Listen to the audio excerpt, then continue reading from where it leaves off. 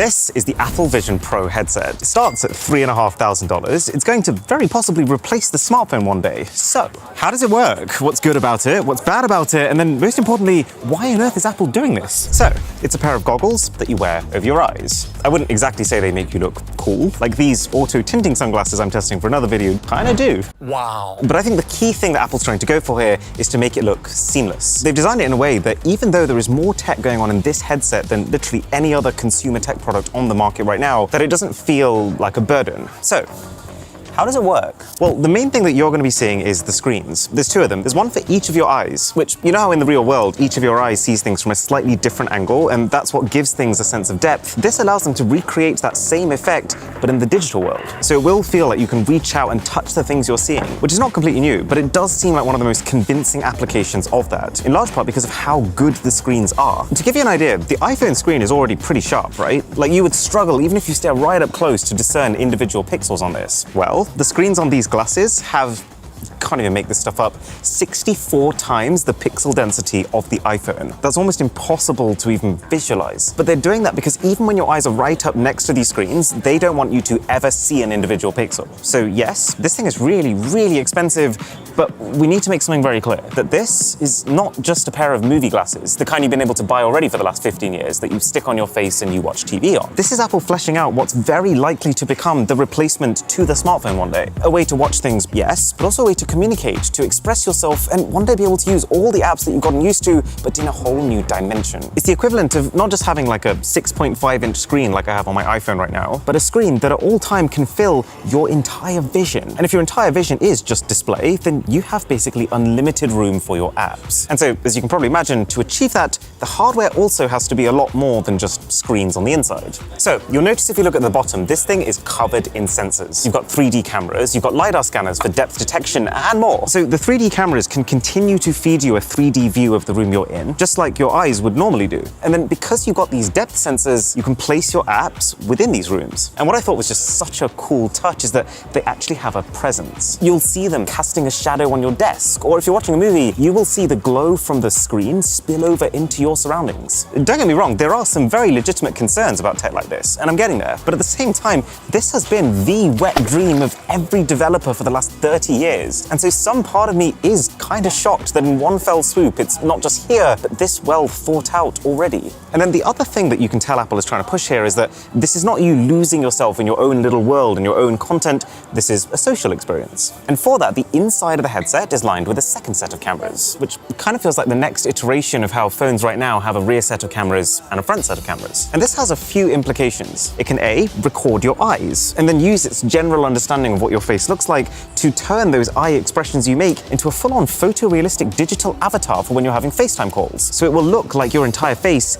even though it isn't. But then also, it can project a 3D model of what your eyes are actually doing underneath this headset to the external screen. Yes, the outside is a 3D screen too. And yes, the image that other people see will change based on the angle that they're looking at you from. And this is kind of weird. I'm definitely not used to it, and it's not something I ever expected a headset to do, but it does make you look like you're present. When you're doing things that are augmented reality, where you can see other people in the background, it's making it clear to them that you can see them, which does at least somewhat address that kind of uneasiness that you'd get by not actually knowing what someone wearing one of these headsets is looking at. And then when you switch to something that's a full screen experience, your external screen will cloud over to, again, communicate that to the people around you. And then the third thing that these internal cameras do, assisted by some tiny little infrared sensors, is that these are how you control the thing. And this moves me on to the things that I really like about the Vision Pro. Because yeah, really, it tracks the pupils in your eyes, it learns your irises and uses that as the way to authenticate you and automatically unlock itself. It knows exactly where you're looking and effectively makes your eyes the cursor to hover over things. I was a little nervous that they'd then make you have to blink every time you wanted to click something. Thank God they haven't, because that would be a fast-track ticket to a headache. Instead, you just use your fingers. Your glasses will know where your fingers are because of these cameras, which have a massive field of view. And from the moment that I first saw this, I thought, yes, this is the most natural way to interact with a VR or AR headset. It's gonna make it feel like an extension of you. And I'm so glad that you don't have to reach out and hold your hands up like this, because that's gimmicky. The fact that you can just rest it on a table or your lap and still use it, that is gonna be the key to it feeling seamless. Kind of like when we first saw touchscreen phones that didn't need styluses. You just interact with your fingers and I mean, the rest is history. Plus, you do also get Siri to type things with your voice, and you can also link it with your normal Apple keyboards and mice. And then you've got the power. When I first saw that Apple was making a headset, I initially thought, oh, okay, well, it's going to require you to have an iPhone, and that iPhone is probably going to be the main source of computing power, and it'll just stream to the headset, which is just where you view it. That would have been the simple way to do this. But Apple is instead very clearly drawing a line that separates this from just being an accessory to the phone. This is a brand new product category with a brand new operating system for the first time since they launched the Apple Watch nearly 10 years ago. And with that, it's got its own laptop-quality M2 chipset inside of it, as well as a dedicated R1 chip that's going to focus on processing the insane amounts of data from the 12 cameras, 5 sensors, and 6 mics on the thing. And then to keep the whole thing juiced up, got quite a weird solution in that it's an external battery pack that you keep in your pocket. And my very first thought was, this doesn't feel very Apple. It's not this seamless, polished, perfect solution, and the fact that it only lasts like 2 hours on a charge definitely makes it feel a little bit less bleeding edge. But I do think it was the right decision, because A, it allows you to redistribute a large part of the weight and size of the headset, which, if it's being designed for daily wear, is really, really important. It's still not light by any stretch of the imagination. I mean, it is made of glass and aluminium mostly, but it's not bad. B, it means that it's completely standalone and portable. Having a battery and having your own chip means it doesn't require you to be plugged into a console or a PC.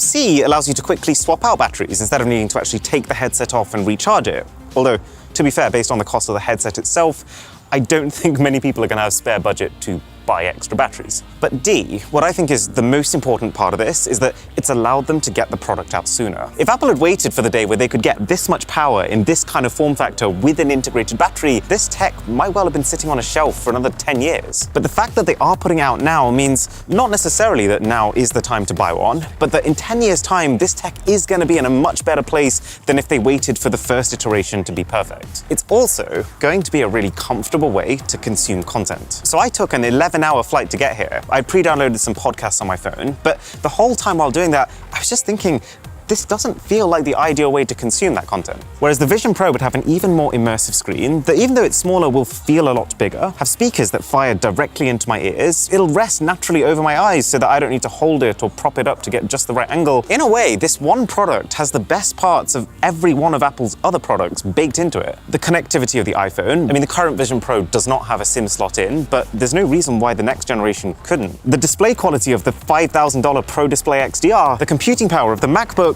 not to mention the whole other extra dimension it's adding. And then cameras. This is where you really feel the benefit of wearing your tech, in the sense that all of a sudden you don't need to take anything out to take a photo or video. It's one button, so you can experience a moment while also at the same time resting easy knowing that you're recording that moment in the exact same way that you experienced it in full 3 dimensions. I mean, this is a huge deal. We've been capturing photos and videos for over the last 50 years in 2 dimensions. So if this headset, or the idea of this headset, catches on and becomes mainstream, that changes the entire paradigm of what it means to capture a memory. But there are also some things that do concern me. For example, I find it kind of funny that in the same presentation, Apple talked about how it's introducing a feature that encourages you to keep screens further away from your face, and then introduced a device that keeps screens 1 inch from your face. Then there's the next thing, which is that there's already very little separation between us and our technology. You only have to take your phone out your pocket and your screen auto turns on and you're blasted by notifications. When the device is on your face, there's no escaping it, and that's also slightly worrying. The FaceTime thing also kind of creeped me out. So when you first set this headset up, you do a full 3D scan of your face, and from that point onwards, whenever you FaceTime, what the other person sees is technically a reconstruction of your face instead of your actual face. And at least with the state that it's in right now, it does feel uncanny valley kind of weird. But the key thing that I don't think any future revision of this headset could ever solve is the potential for isolation. I am so incredibly excited that this next era of tech is here, but I've never wanted and not wanted a product to exist at the same time as much as I do with this one, for the simple fact that I do think this is the start of the end for shared experiences. At the end of the Apple event, where they were leading up to announcing the price, they were like, you know, if you bought a massive TV and a proper sound system, you'd spend like $12K. But with this, all of those things together are just $3,500. But the key thing that was missing from that is that a cinema room is an experience for a family. This is an experience for one. I mean, yeah, you could buy 4 or 5 for the entire family and then technically watch the same film all at once, but what I imagine is a more likely scenario is that everyone's actually just watching their own thing. And that core human connection that we've built up ever since we first discovered fire and gathered around it will start to fade.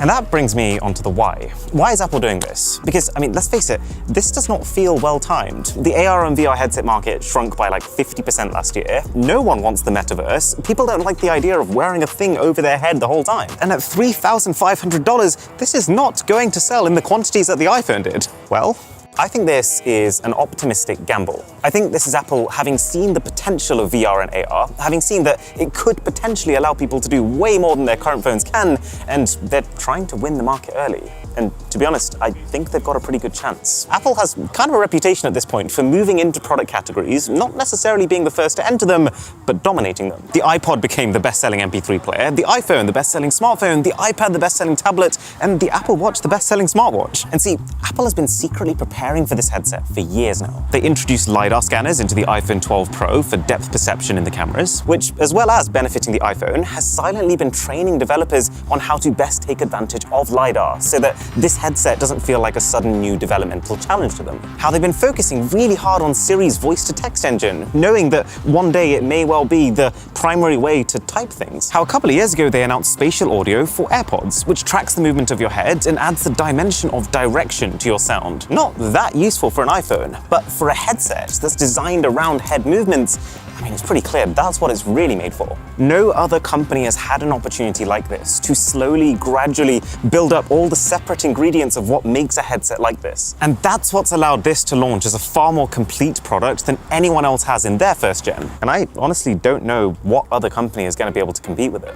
I think Apple is fully aware. This is not about to replace the iPhone now, but it is going to sit at the pinnacle of Apple's lineup. And it's also pretty clear that the ceiling for what this can do is way higher. And so if 10 years down the line, let's say the iPhone keeps plateauing and this takes leaps and bounds and gets slimmer and lighter and way more powerful, I don't think it's unreasonable for the iPhone to start to drift away into being a legacy product. One thing is for sure, they absolutely need developers to get on board for this thing to pay off. This isn't like a watch where you can just build some health apps and some sleep tracking and that covers 90% of use cases. This is a platform that could carry us for the next 20 years into the future, with applications that are far bigger and more complex than anything we've seen before. At the same time, of course, it's also arguably the hardest market to break into right now, because Apple has to not just make the best products, but they also have to change the way that society uses technology. So, the purpose of this video is not to say you should go out and buy one of these, but it's validation that AR and VR are very likely going to be the next chapter in technology.